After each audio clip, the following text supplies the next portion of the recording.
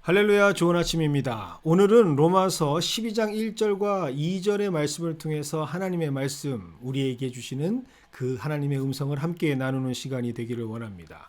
오늘 본문은 예수님을 구주로 믿는다라고 입으로 시인하는 신앙인이라면 아주 저돌적으로 느낄 수밖에 없는 오늘 선포되는 말씀입니다. 아주 간단하게 표현한다면 당신이 믿는 사람이라면 이렇게 살아야 해 라고 하나님께서 말씀하시는 것처럼 들리게 되는 오늘 본문이죠.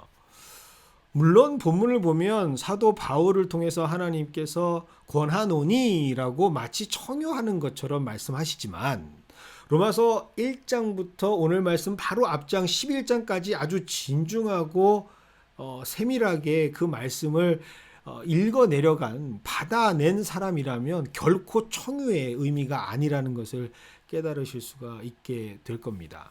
왜냐? 바로 현실적인 그 말씀이 우리 삶 가운데 어떻게 적용될 수 있는가? 지금까지 이런 말씀을 내가 읽었다면, 받았다면, 나에게 하나님께서 알게 해주셨다면 그것이 어떻게 살아 움직이는 말씀으로 나에게 적용될 수 있는가라고 하는 귀한 하우투의 문제를 12장에서부터는 시작하기 때문이죠. 요즘 많은 가정들을 신방하고 있습니다. 참으로 저마다 귀한 시간이 아닐 수 없습니다. 신방하면서 참 감사한 것이 있다면 감히 제가 기대하지 못했던 은혜를 많이 나누어 주신다라고 하는 사실이죠. 특별히 지금까지 이민 생활을 하면서 순간순간마다 하나님께서 어떤 은혜를 그들에게 또 우리 식구들에게 나누어 주셨는지를 좀 우리 마음속 깊숙한 곳에서부터 토해내실 때 정말 그 순간순간이 느껴지기도 하고요. 참 크게 감동이 됩니다.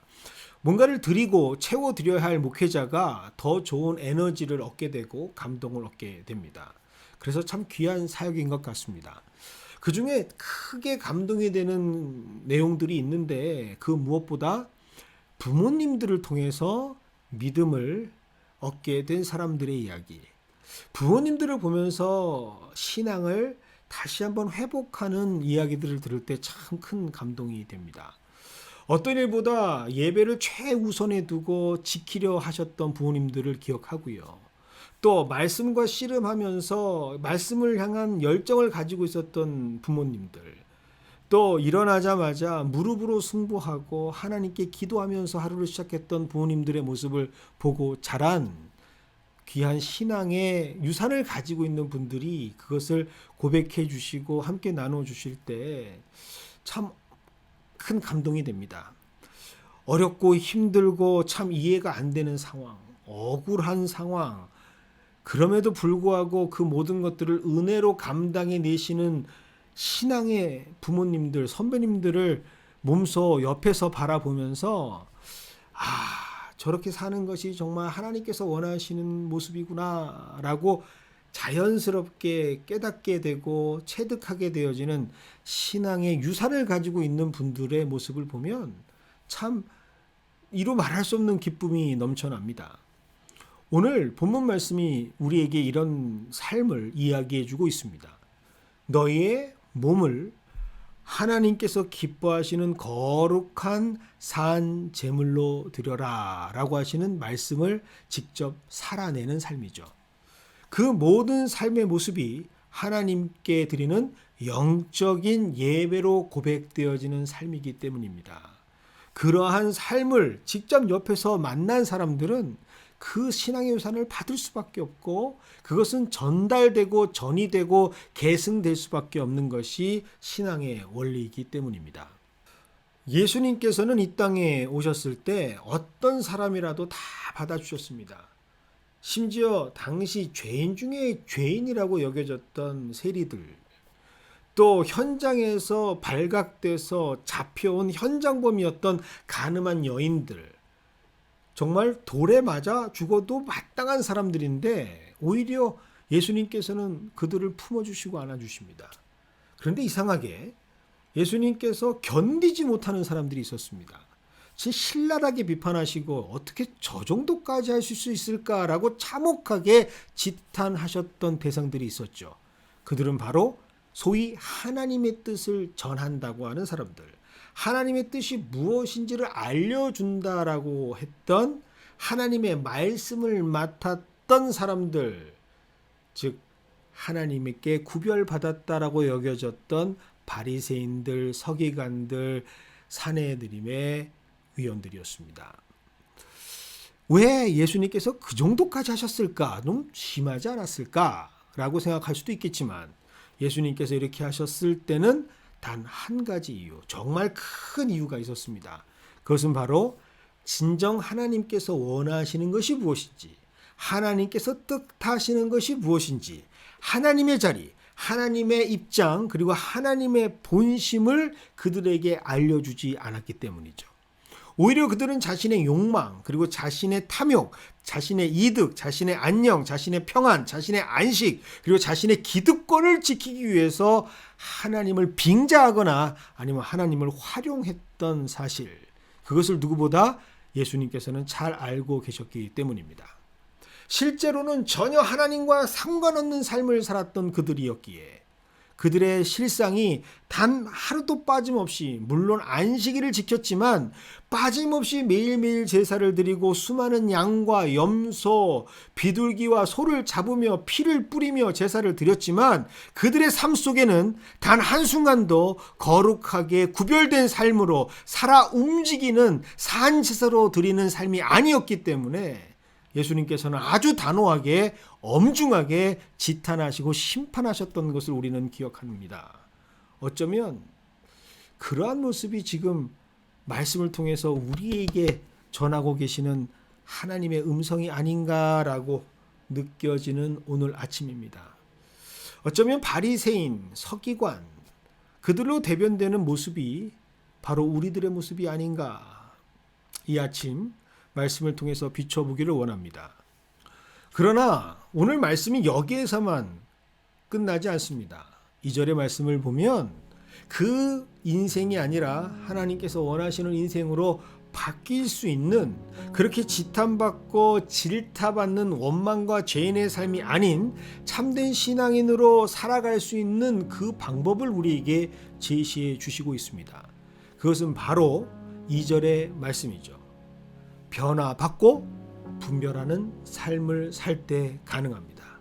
그렇게 살게 되면 우리는 신앙의 샘플, 모델, 증인으로서의 삶을 살 수가 있습니다. 먼저 어떤 변화를 받을 수 있는가? 성경은 이것을 아주 구체적으로 어떻게 변화를 받을 수 있는지를 말씀해 주시고 있죠. 이 세대를 본받지 말 것, 그리고 마음을 새롭게 할 것이라고 기록되어져 있습니다. 다시 말하면 세상이 추구하는 가치가 아니라 하나님의 뜻을 추구하려는 의지를 통해서 변화가 시작될 수 있다라고 말씀하십니다. 이것을 가능하게 하시는 분이 누굴까요? 바로 성령 하나님입니다. 마치 어느 날 갑자기 너무나도 지극히 당연했던 것들이 부질없고 중요하지 않은 것처럼 느껴질 때, 공기를 마시듯 너무나 자연스러운 삶이 더 이상 공기가 아니라 매연처럼 나의 삶을 거북하고 불편하게 만드는 성령의 깨우쳐 주심과 강권적인 역사를 경험하게 될 때 우리는 변화를 받게 되는 것이죠. 옛날 선교 초기 우리나라가 기독교 국가로 복음의 나라로 점점 변해가는 그러한 시기에 한국은 여전히 남존 여비 사상이 아주 팽배했습니다. 남자는 하늘, 여자는 땅. 지금은 전혀 상상할 수도 없었던 그 문화가 그때는 너무나 자연스럽고 보편적인 문화였죠. 어떤 누구에게는 굉장히 자랑스러웠던 문화였습니다. 하지만 이 문화가 불편하게 느껴지는 사람들이 생기기 시작하죠. 복음을 받아들이는 사람들, 그리고 그 마음 안에 성령께서 일하시는 사람들에게 갑자기 이것이 불편하게 느껴집니다. 왜 내 사랑하는 아내가 나와는 달리 한 상에서 밥을 먹지 못하고 저기 죄인처럼 웅크리고 밥을 먹고 있지? 아니 똑같은 자녀인데 내 아들은 지금 나와 한 상에 둘러앉아서 밥을 먹고 있는데 왜 내 딸은 저 죄인처럼 마냥 하인처럼 다른 상에서 저렇게 너무나 안 좋은 모습으로 밥을 먹어야 하지? 평생 살면서 한 번도 느끼지 못했던 불편함, 한 번도 느끼지 못했던 공정하지 못하다라고 하는 마음, 생각이 그들에게 시작되는 것이죠.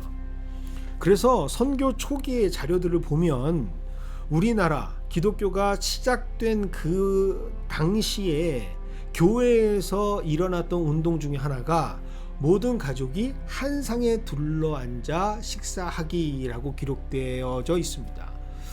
그 누구도 불평하지 않았던, 불만을 갖지 않았던 그 세대의 문화를 작은 시도일지라도 이건 아니야, 이것은 정말 우리가 좀 수정해야 해, 방향성을 달리해야 해 라고 생각하게 되었던 사람들, 그들이 누구였을까요?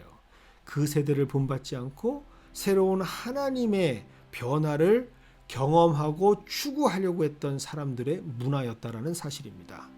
그것을 보고 자란 세대들이 이것이 바로 하나님께서 원하시는 참 자랑스러운 믿음의 선배들이구나 라고 그 신앙을 소중히 여기며 유산으로 간직하게 되었던 것이죠. 이렇게 변화를 받은 신앙인들의 삶은 달라질 수밖에 없습니다. 그리고 그 달라진 변화의 삶은 이제 성령의 이끄심으로 말미암아 내주하시는 예수님의 사람이 되어 어떤 것을 행해도 그것이 무엇? 하나님의 선하시고 기뻐하시고 온전한 뜻이 무엇인지를 분별할 수 있는 삶으로 살아가게 됩니다. 그것이 바로 우리 한국 기독교의 역사였습니다. 그것이 힘이 되어 그리스도의 몸된 교회가 될 때 하나님께서는 은혜의 은혜를 부어주셨던 것이죠. 인류 역사의 유일무이한 교회의 부흥을 맛보게 된 것이죠. 왜냐? 세상에서는 한 번도 보지 못했던 놀라운 하늘나라의 질서를 만들어가는 사람들이 교회를 다녔기 때문입니다. 그리고 교회를 구성했고 그 교회가 그래서 구별되고 차별된 힘이 있었기 때문입니다. 그래서 오늘 말씀은 우리에게 참으로 새롭게 느껴질 수밖에 없죠. 어쩌면 우리가 잊고 있었던 우리의 방향성, 그것을 다시 일깨워주는 말씀이지 않을까라는 생각을 해봅니다. 성령으로 변화를 받아 하나님의 뜻을 분별하는 삶, 이것이 바로 오늘 우리에게 요청되어지는 우리를 향하신 하나님의 소망이 아닐까 생각해 봅니다. 오늘 여러분들을 향한 작은 소망이 있다면 이 말씀이 계속해서 우리들의 마음에 자극이 되는 말씀이 되기를 원합니다. 부대끼고 그냥 넘어가지지 않는, 망각되거나 잊혀져 버리는 그러한 말씀이 되지 않기를 원합니다. 한 귀로 듣고 한 귀로 흘려버리지 않는, 마음속에 걸리는 말씀이 되기를 원합니다. 왜냐하면 그래야만 성경책에 기록되어 있는 말씀으로만 존재하는 것이 아니라 내 삶 가운데에 역사하는 말씀으로 내게 성령께서 움직여 주시기 때문입니다. Activate, 그 말씀이 내 삶 가운데 실행화되어지는 오늘, 귀한 하나님의 말씀으로 우리 모두에게 전달되기를 주님의 이름으로 축원드립니다.